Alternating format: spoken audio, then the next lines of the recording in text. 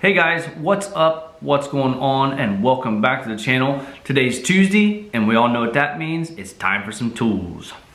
So once again, I was at Harbor Freight, and I was walking through, and I saw something that I've wanted for a while, and I just went ahead and picked it up just because I wanted it. So anyway, what I have here is the Central Pneumatic abrasive blast cabinet from Harbor Freight. This is their smaller benchtop model. Now they do have the big model on sale right now. That's a freestanding with the legs, a little bit bigger cabinet for $149 with a coupon in the magazine that I just received in the mail today. But I went ahead and went with this one because I'm limited on space and I really have no idea where I'm going to put this one, but you know what? I said what the hell. This is has 24-inch gloves. It is dust collection ready, and its abrasive capacity is 30 gallons. Now I've already screwed up there because I didn't look at the gallons. I just looked at the 30 and I assumed it was 30 pounds. So I probably am going to be short on my abrasive. The abrasive I picked up is just a black oxide. It's a 70 grit and it's just a multi-purpose media. And it's a good all-around media that can be used for just about any type of material that you put in there for welding prep, paint prep, anything you can think of. So that's what I picked up, and this is the 70 grit blasting media, and it is the black oxide. So, I mean, I've already screwed up there, so I'm gonna have to go get more blasting media, I'm certain, because that says a 30-gallon capacity, not a 30-pound capacity. So, next up, it's a 10 CFM at 100 PSI. I am kind of concerned about that too, because my compressor is 10 CFM at 90 PSI, so I'm gonna be about 10 PSI short. So, it's probably not going to keep up very well, so I'm gonna have to stop. You know, with intervals and on the blasting end of it, unless I upgrade the compressor part of my air compressor and go with something that's a little bit bigger. But as of right now, that one's still working, so I have no intention on upgrading that, unless we use it like the pickup trucks when we have forced upgrades. I don't know. I might be able to use that one. Anyway, it does have a working pressure of 100 pounds. I can go up to 150 pounds because I did adjust my points to be able to have a 150 pound shutoff. It has a 1/4 inch inlet, and it is 26 inches long, 18 inches wide, and 28 inches high. So it's a nice average size that would be good for the homeowner and the home hobbyist. It's gonna be great for, I think. So right now we're gonna get it unboxed, see what all's inside there, and see what we have to put together.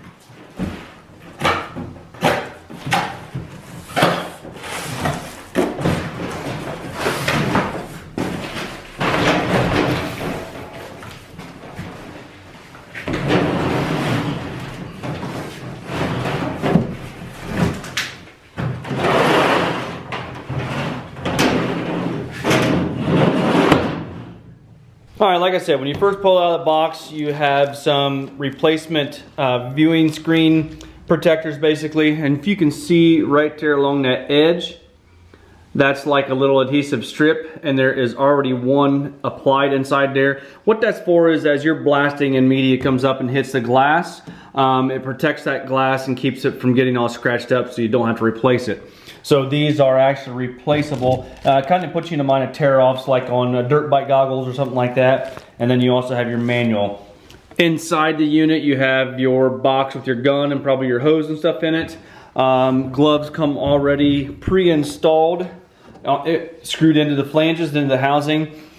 Door is on the right side of the cabinet. I'm still not certain where I'm going to put that, where I'm going to put this unit. So it does have a nice seal on it, and it is got quite a bit of pressure with these clips that hold it closed. You first open up the cabinet. Why they put this foam block in here, I have no idea. And then you have your box of pieces and parts in here, I would imagine. All right, in our box of goodies here, we will have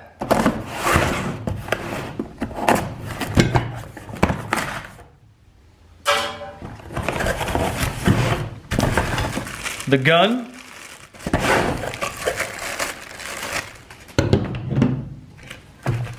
some extra tips, different size orifices, some other plumbing and hardware, some hose clamps, some nuts and bolts, some silicone sealant,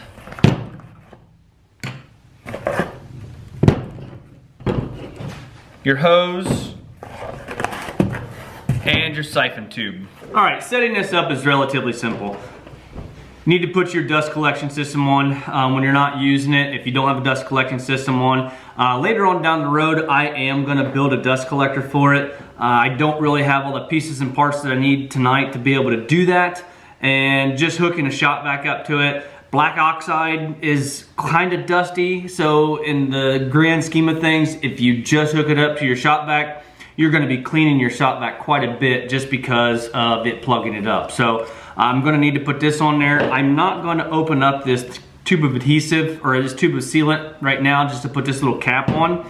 I have some other stuff in there, but we will go through all the seams inside the cabinet and probably seal it up with this sealant they sent us. It's quite a bit there, so why not use it up and get everything nice and sealed around all the seams inside the cabinet, and that way there's basically no dust at all coming out when you're using it. So we'll go ahead and get this put in. Like I said, when you're not using it, it just has this cap on it because this goes on the outside of the cabinet and bolts this way.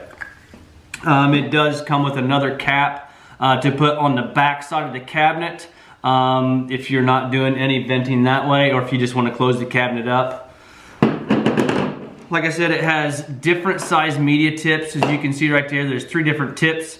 The smallest will be your smallest pattern, and then your bigger will be your larger pattern. Like I said, you got 3 different sizes for 3 different size patterns on your blasting. I'm already going to do something a little bit different on the gun. I went ahead and took out the 1/4" nipple. This is the way that it connects, and I like these quite a bit. This is a 6-foot whip. I call it a whip. What it is, it's a swivel end, and I'm going to put this on the end of the gun and then run this out the back of the cabinet where your air line comes out at. I don't have to take my hose to the back of the cabinet all the time. So if you don't have any of these, I would suggest getting one or making one up yourself. If I can find a link, I will put it in the description for these whips. And it'll also make it nice having this swivel end. Your gun won't be as stiff in your hand because you're gonna have this hose hooked to it, and you're also gonna have your airline hooked to it. That is a pretty tight fit. For right now, I'm not gonna put a hose clamp on it just because I don't want it up there by my fingers. The hose clamps they give you are really, really long. And I guess you can put it up there if you want to, or I'll get my clamp tight tool out and use it instead of using the hose clamps. When you're putting your siphon tool on, don't shove it on all the way just like that. Clear up tight. If you look at the end of that, that is actually double walled.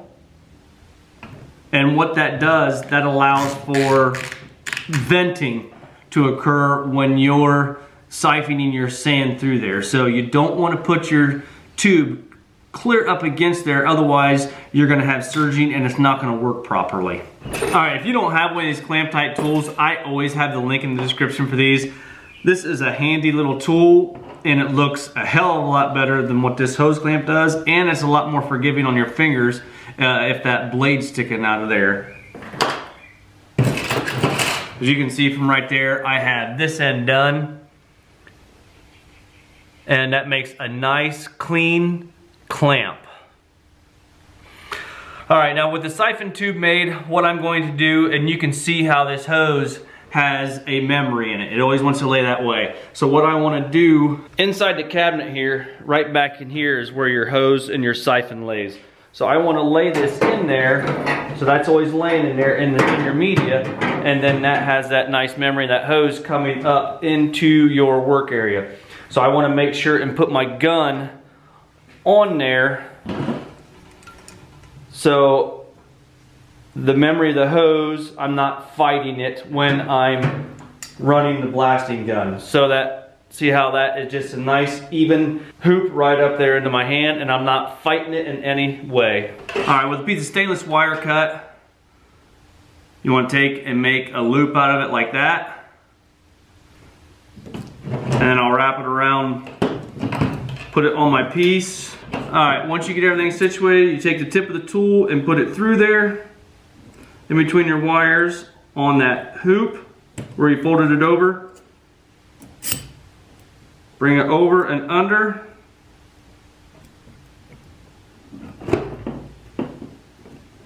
And then twist the two together.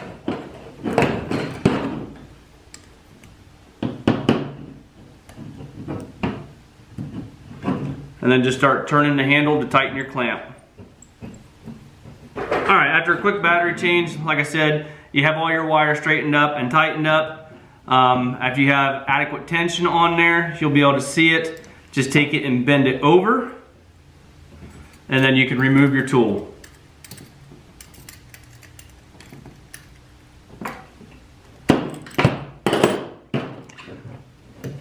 Go down about a 1/4 inch, or leave about a 1/4 inch of wire.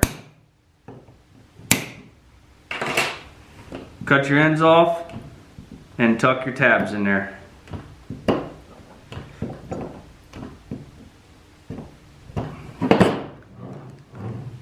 That's much nicer, cleaner than having that on there. Last thing I really have to do is go ahead and put my hose on, and then this will be ready to go. All right, as you can see, I got everything set up. I did move, the siphon was over on that side in that corner. I did move it over there because that's where the air inlet is, and that way you're not fighting hoses on both sides of your blasting cabinet. I've got the plug in there because I'm not going to do any type of siphoning right now. They do have another plug up here. I think I'm going to utilize that, and I'm going to hang some lights up in this top section. For the time being, I did put just one of their magnet lights up there. Hoping I can get enough light off of that for right now, and we're going to go ahead and try this out. I've got it hooked up, and I've got the vent plugged back there, so we're going to see how this baby works.